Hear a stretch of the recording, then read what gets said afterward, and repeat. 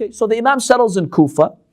Remember, his personal residence is Masjid al-Sahla, and his official place of rule will be Masjid al-Kufa. What happens next? The next major event that will happen after the Imam alayhi salam settles in Iraq, he will fight the Turks. And he will defeat them according to our hadiths. Who are the Turks? Scholars are not that clear who the Turks are. Some believe that the Turks could be the Turkish people, let's say modern day Turkey area. We don't exactly know. Some scholars believe the Turks historically actually lived north of Turkey to an area today where it's part of Russia.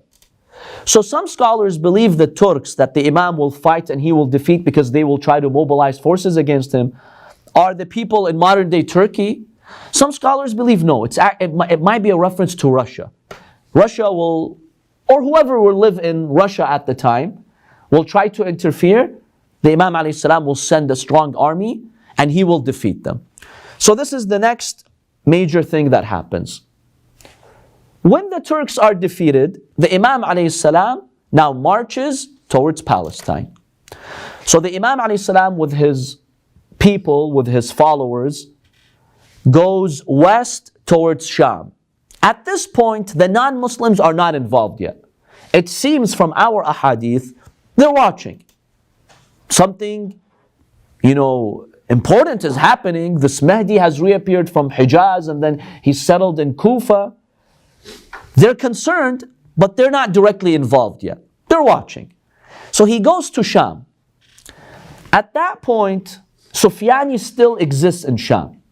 He's weakened by now because his army in Hijaz has been swallowed by the earth, and he's lost his supporters in Kufa and in Iraq because the followers of the Imam have killed them. But he's still strong in the Sham area. Our ahadith indicate that the Imam alayhi salam tries to negotiate with Sufyani. Any sign you want, I have the signs. Change your evil path. It seems the Sufyani from some hadith shows some leniency to negotiate with the Imam. Not because he has belief, but because he realized, he's too powerful. I've lost many of my armies, so what's the point of fighting him? He might consider making a peace treaty with the Mahdi. However, it seems from our ahadith that the Romans and the Jewish powerful people at the time in Palestine, whoever they are, they will tell the Sufyani, don't negotiate with him. We have your back. We'll support you. This is what appears from our hadith. So Sufyani does not really negotiate any treaty with Imam al-Mahdi.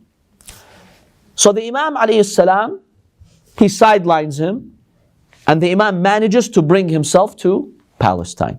He arrives in Palestine. When the Imam arrives in Palestine, he liberates Palestine. There will be a battle, there will be a war, and the Imam alayhi salam will be given victory by Allah subhanahu wa ta'ala. In fact, we have ahadiths indicating that those hypocrites and the evil ones who will fight the Mahdi, when they see the strength of the Imam's army, they will run away. They will hide, the hadith says, behind rocks. The rock will speak and expose them. That, this person is an enemy, come and kill him because he is mobilizing forces against you. When the Imam liberates Palestine, it seems the non-Muslim world says enough is enough. We have to go and stop this Mahdi. So they will mobilize their forces. They will mobilize their forces to come to Palestine, to Jerusalem, in order to fight Imam al-Mahdi. Now a lot of people ask, at the time, is there any reference to the West, to America for example? Will they be existent at the time? In our hadiths, what has been mentioned is the Romans. Many scholars are of the opinion that the word Romans in the hadith refers to the Christian world. So there isn't anything explicit about Europe or about, let's say, the US or Canada or these countries. it seems that the word Romans applies to all of them. All those who are ruling in the West, and they are basically Christian powers, most of the people are Christians, fall under this category. This is what, is apparent from our ahadith. So they will come to Jerusalem, and a major war is about to break out between Imam al-Mahdi and his army and those non-Muslims. The Imam is showing them the proofs. He's being very polite and respectful. But remember, they consider this as a defeat. That these Muslims are gaining power, this is unacceptable.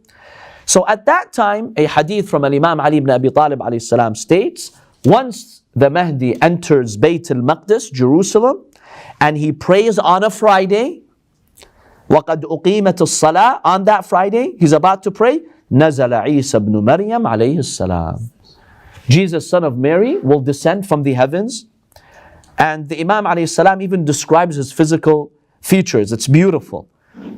I'll skip some of them. Sabih al-wajh. He's very pleasant looking. أشبه خلق الله عز وجل بأبيكم إبراهيم خليل الرحمن. He's like a copy of Ibrahim, the Khalil of Allah subhanahu wa ta'ala. فيلتفت المهدي فينظر عيسى عليه السلام. The Mahdi will look at Isa. He will tell him, يَبْنَ الْبَتُول. Because Maryam is the Batul. She was the Virgin Mary. صَلِّ بِالنَّاسِ. Lead us. It's Friday. We're in Quds. Lead us in prayer. What will he say? لَكَ أُقِيمَتِ الصَّلَاةِ. The prayer has been organized for you, O Mahdi. فَيَتَقَدَّمُ الْمَهْدِي فَيُصَلِّ بِالنَّاسِ وَيُصَلِّ عِيسَى خَلْفَهُ وَيُبَايِعُهُ. So the Mahdi will lead the prayer and Isa will give his allegiance to Imam al-Mahdi. By the way, this part has been mentioned in Sunni books as well, in Bukhari as well, in which the Prophet ﷺ says, how do you find it, O Muslims, that Jesus, son of Mary, will come and he will pray behind your Imam, the Imam who's from you, from my progeny. And this hadith in itself indicates that the Imams of Ahlul Bayt have a higher status than the prophets of God. How? Isa alayhi salam is from Ulul Azm. He's one of the great prophets of God. If Imam al-Mahdi is not higher in status, it is unbefitting for him to lead the prayer. Because if Isa alayhi salam has a higher status, he should lead the prayer. But for the Mahdi to lead the prayer and Isa to pray behind him and pledge him allegiance, that's inappropriate. If Isa is higher in rank, well, the Mahdi should follow Isa, not Isa following the Mahdi. And this is, remember, it's Sunni hadith.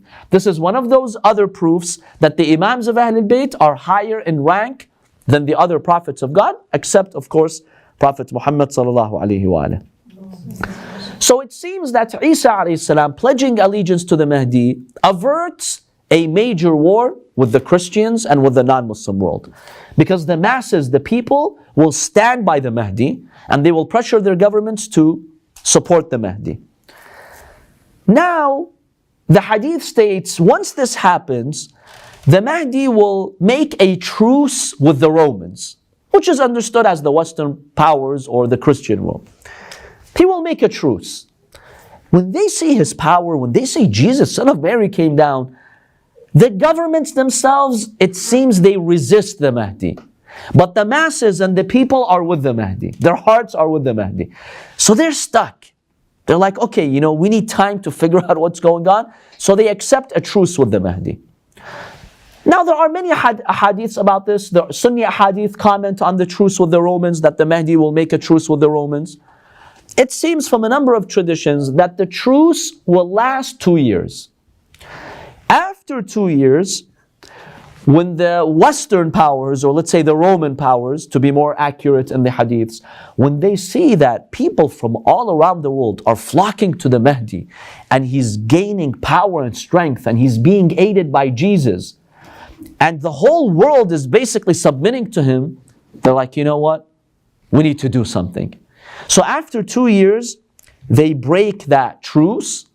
They come and they try to invade the Muslim territories in hopes of crushing the supporters of the Mahdi and Jesus and killing Imam al-Mahdi. In fact, one hadith states 100,000 of them will come to fight. One hadith states 1 million. ثم يغدرونكم فيأتونكم تحت 80 راية, 80 groups or banners, تحت كل راية 12,000. Under each banner there are 12,000 fighters from the Romans. So 12,000 times 8, that's about 1 million, right? Isn't it? So yes, about 1 million. 960. 960, yeah, almost about 1 million. So they will send a massive army to fight the Imam alayhi salam. However, Allah subhanahu wa ta'ala will grant him the victory and he will eliminate those armies. And it seems that the government of the Imam will start to become more and more global.